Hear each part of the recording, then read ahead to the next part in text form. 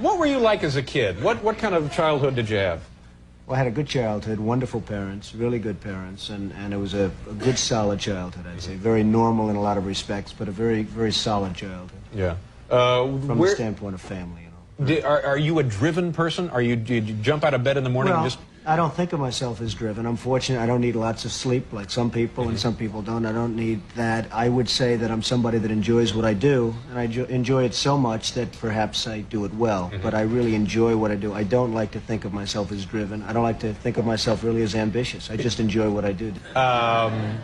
What would it take, what kind of a hit would it take to get your attention where you would maybe need a drink? Where somebody came in and said, Don, we got some bad news. Woo!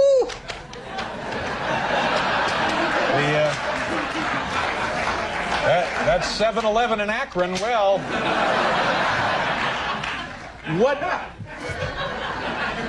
Hopefully, David, I wouldn't be in a position where I'd have to take that kind of... I know that. I know. We're just pretending. I just want to tell you that. You act like you're running for something. No.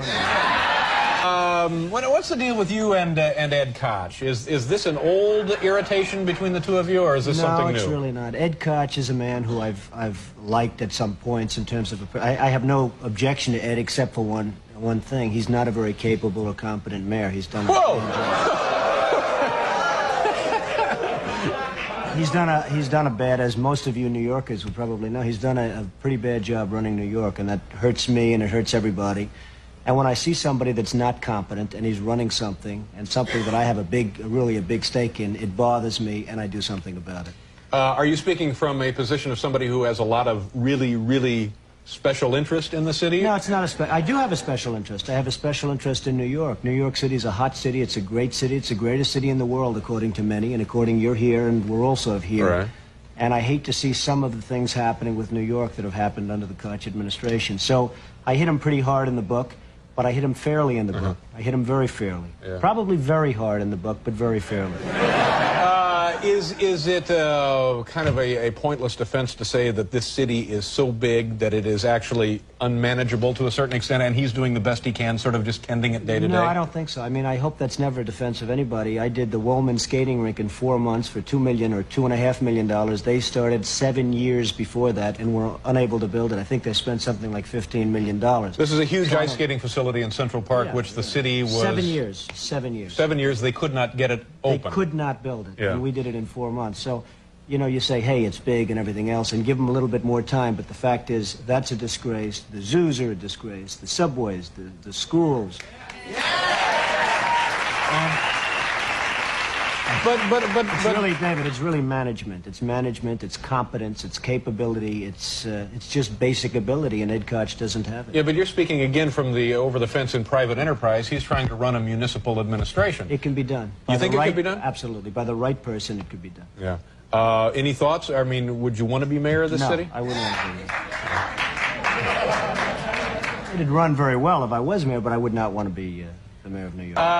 And what about the, are people trying to draft you to run for president up in New Hampshire? Well, I guess a lot of people want to see this country, it's a shame what's happening. Japan, Saudi Arabia, Kuwait, everybody's taking advantage of the United States. People know that if certain people are running a country, that it won't happen. I mean, when you look at Japan, not paying for the defense, we're defending Japan. We're losing billions and billions of dollars. We're fighting for AIDS help and for farmers and for this and that.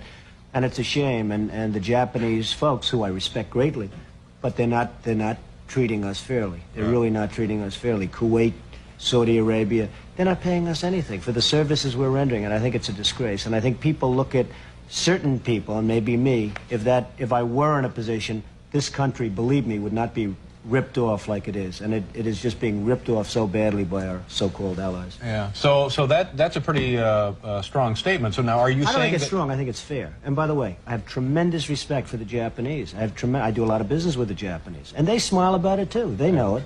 The country is losing billions and billions of dollars to Japan, and we can't afford to lose, and it's a shame. It's but so now, are you saying this by way of indicating that you could do it better, and you do intend to run for president at some point? No, I'm not going to run for president, but I think somebody... Now, in 8 years, if you came back, would you have a different answer? In 4 years, I tend to doubt it. I really tend to doubt it. But I just think that there's so many ways that this country can straighten itself out, and we're not going about those ways. Cutting farm aid is not the appropriate thing. Cutting help for the homeless and help for the poor and welfare.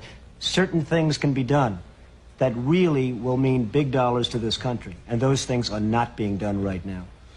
Let me ask you one other question, because I know you have other appointments and stuff to get to. If you go to dinner and the bill is like, say, $25, how much of a tip would you throw down?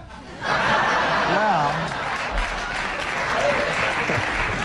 you know, the way I feel about tips, if somebody does a super job, I give more than anyone. And if somebody does a lousy job, I probably give less than anybody. And that's the way I feel about life.